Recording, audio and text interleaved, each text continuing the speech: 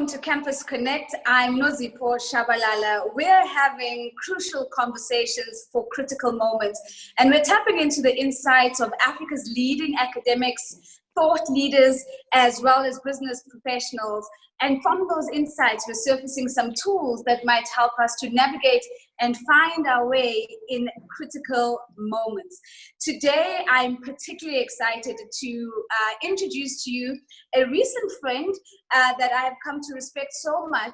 He is a differentist, a consultant, and a strategist. Now, if you're reeling from differentist, that's the same reaction I had as well. We're going to unpack with him what that means exactly. His name is Bert Vercamer. He is not African, but he is certainly in South Africa with us right now during lockdown. The crucial question that Bert is going to help us to answer and to address today is, why does diversity and inclusion matter most in times of crisis? Bert, welcome. It's so lovely to have you on Campus Connect. Thank you so much for having me, Nozi. I really appreciate it. So let's get into this really sexy sounding title that you've got going on. Differentist, consultant and strategist. I'm probably more interested in the differentist. What does that mean exactly? Sure. So when I was looking at how do I present myself to the world in terms of my consulting engagements, there are terms such as intercultural field, interculturalist, global skills, global competence, there's diversity and inclusion. But what all of them have in common is dealing with difference, dealing with people who think and behave differently from how I do. So I decided on the term differencist in terms of dealing with difference. Well, in this conversation today, we're certainly trying to figure out how we can tap into the difference dividend, if you will, by making diversity count in times of crisis. But I do think there's a little bit of cleaning up that you probably have to do for us, because the field is littered with terms from diversity, inclusion, belonging, transformation. I'm just learning differentist as a particular lens, but as well as cultural integration. And I probably think I haven't covered everything. What's what? And can you give us just a little bit of clarity in terms of what the field is beginning to look like? Sure. So the terms that we use the most, and also the title of this talk, is diversity and inclusion, right? The terms I really like to add is equity and belonging. And of course, in South Africa, we use a specific term called transformation. So just looking at these 5 terms, and I don't want to be a dictionary nor a wordsmith, but there's some relevance in some of the terms that we use. For example, diversity is really just describing a state. You can have a diverse community, a diverse country. It's just describing it. Inclusion and a transformation are really describing a process, the process of including and the process of transforming, where really equity and belonging are more a goal. We want equity across difference. We want equity for people, and belonging. We want everybody to feel like they belong in either the society or the corporation or the team where they are. So for me, equity and belonging are important terms. So if it's okay with you, I'd like to continue with DEIB field, which is diversity, equity, inclusion, and belonging field. So Bert, all of this is really helpful in terms of really bringing some clarity into the field. And perhaps a useful way for us to get to the core question, the crucial question we're dealing with, is to maybe ask you to, or allow me to test a statement with you. Would it be accurate to say that when a business is faced with decisions about survival, that issues of diversity, inclusion, equity, belonging, all are likely to fall by the wayside? And could it be that this happens because we still see all of these issues as soft issues? I think I agree with that statement. Let me unpack that a bit more. I see 3 reasons why corporations invest in this type of work, right? The basic one is compliance. I have to check boxes because maybe the government or my governance has told me I should do this. Secondly, you could see it as a moral or ethical imperative. This is something I have to do as part of my community, etc. But let's not be naive. Most companies look at the bottom line, right? So for those who see it as something really important for them as an organization, including the the bottom line, we see a larger investment in that. Let me just give you some numbers from a McKinsey report, and there's many other reports out there. But they looked at executive teams, leadership teams, and their diversity, either in gender or ethnic or cultural diversity. And they found that those who are in the top quartile of diversity in any of the issues I mentioned outperformed their peers by 27 to 33%. So at that point for me, I put diversity management or equity and belonging management next to legal and finance. You're not going to let your finance or your legal department go. You're also not going to let your diversity department go. For those who see it as just compliance or as more sort of an ethical imperative, you generally see this type of work more as a cost center. At that point, that's something that might go out the window immediately in times of crisis. Yeah. So I love the insights you've surfaced. I love this idea of the mindset that we bring to diversity, inclusion, equity, and belonging really mattering. Is this a cost center or is this a strategic capability that the business has that drives performance and is as important as finance, as strategy, and other business units? But I do want to go back to the report, and it's not just because it's a McKinsey report, but I think what I've experienced is evidence and data doesn't change behavior necessarily. I mean, I think we've known for a while that the more diverse your team is, the better the performance of those teams. And yet, if I think about the South African context, at this very moment, as of today, in the top 40 listed companies on the stock exchange, we have moved from 1 woman last year to absolutely 0 as of today. And this is despite knowing that diverse leadership drives better performance. So how do we transition from just knowing about the numbers and understanding the data to bringing about the reality that the data actually promises? Yeah, that's a great question, because sure, I can throw lots of reports and data around about what's happening really in the field. I think there's 2 important things. One of them is leadership matters, and leadership is so important. And we know that's true for so many other things. It is also true here. Does a leader, either your board, your chairperson, not chairman or chairwoman, chairperson, or your CEO, your leadership team, do they understand why this is so important? Otherwise, it's too easy to stay in the old patterns, right? So leadership is one thing. The second thing, I believe, where this type of work suffers from is bad implementation, bad execution. Right. Unfortunately, there's a lot of bad diversity management, if I can sort of put it to one extreme. These are very young fields, right? Which is why I'm still able to come up with a new term, differentist, for describing me. These are very new fields. The intercultural field really grew out of politics and government work in the 40s, 50s, diplomacy. The diversity field grew out of social justice work, etc. These are just a few decades old. There's a lot that we still have to learn. At the same time, there's a lot of good frameworks, a lot of good even measurements. We can measure how well somebody is really dealing with difference. We can measure that these days. So unfortunately, a lot of bad diversity management then makes people conclude, these things aren't worth it. If I can highlight one of the main pitfalls we see with lots of diversity management is stopping at awareness. So we will address some of these inequities that we have, around racism or around gender. We'll bring people to awareness level. However, at awareness, what do I do with that? You're not building my skills nor my competencies, and rather the contrary, I might actually become more paralyzed because now I'm shown that maybe I'm part of a dominant group. Let's say I'm male now, right?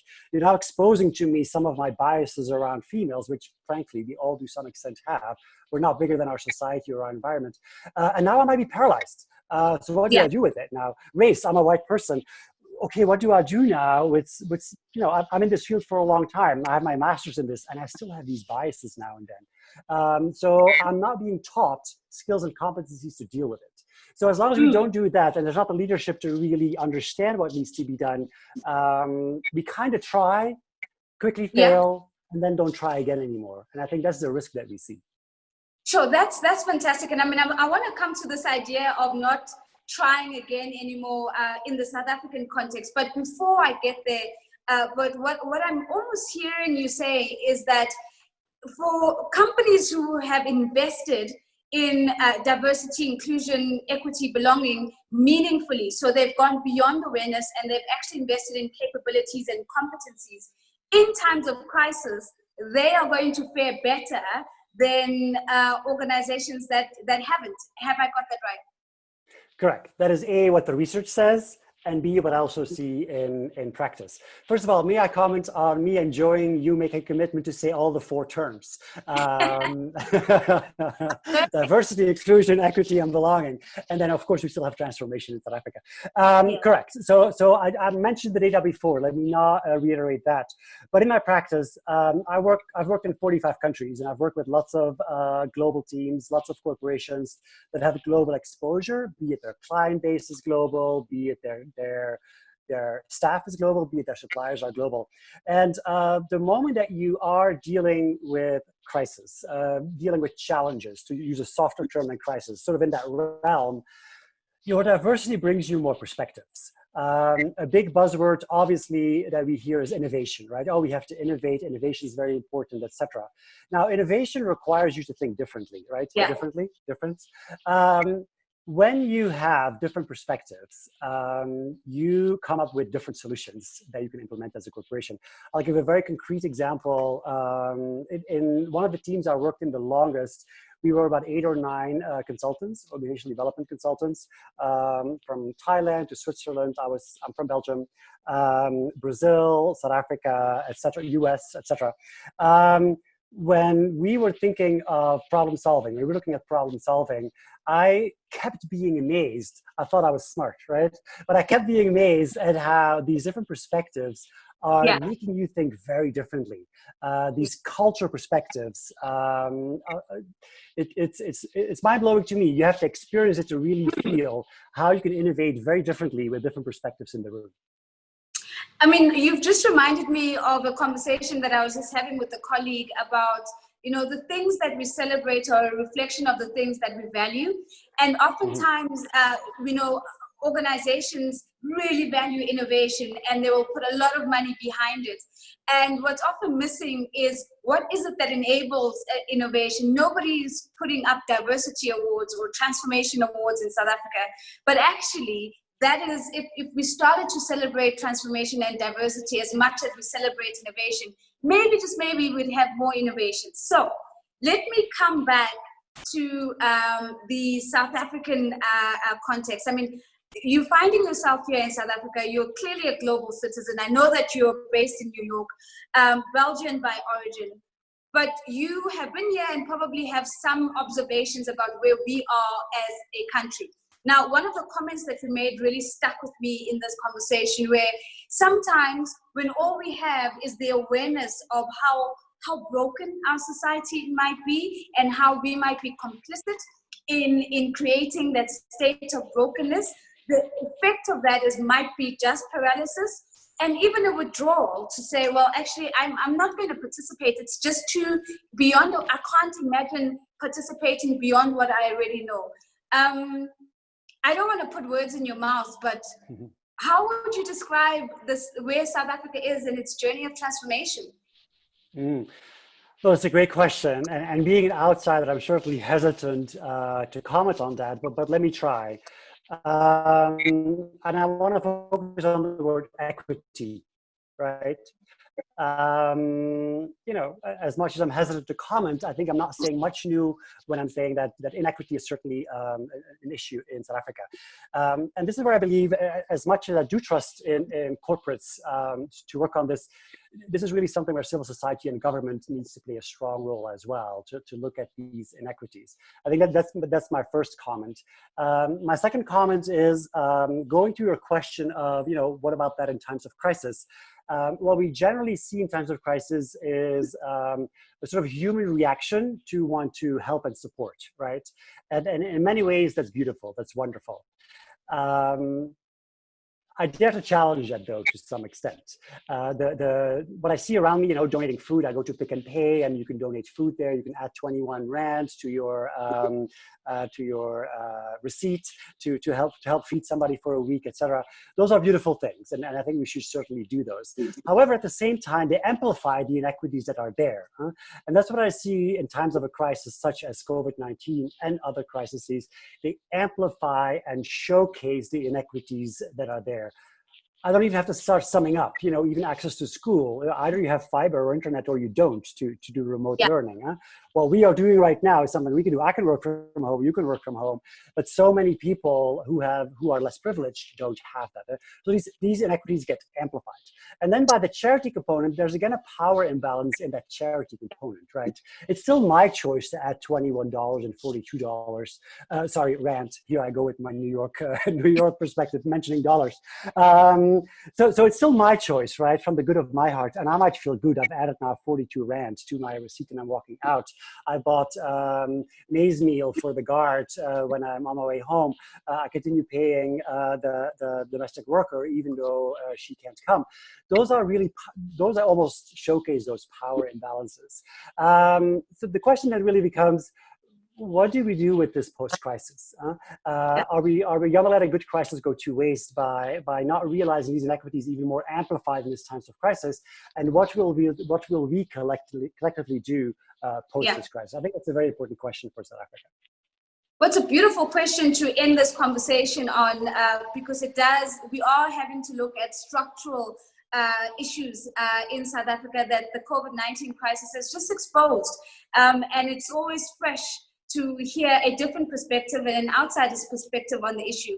But walking away from this conversation, Bert, I walk away well enriched with the insights that you've shared with us, in particular that we have to go beyond awareness and we need to be committed towards the journey of behavioral change, that we need to bring a fresh mindset to diversity and inclusion work, and we need to see it as important as any other part of the business that is able to drive 33% exactly, because it's that critical. And I think finally for me, it's the fact that those businesses that have really gone on a meaningful D&I journey are the ones that are going to tap into that diversity dividend in times of crisis. Thank you very much. It's been fantastic chatting to you. And for those of you who are watching, please do continue to watch our Campus Connect conversations on our YouTube channel, but we are also available on our social media networks. The links are all below, and we'd love to take this conversation forward with you on LinkedIn as well. For myself, Nozipho Tshabalala, I'm looking forward to another Campus Connect with you.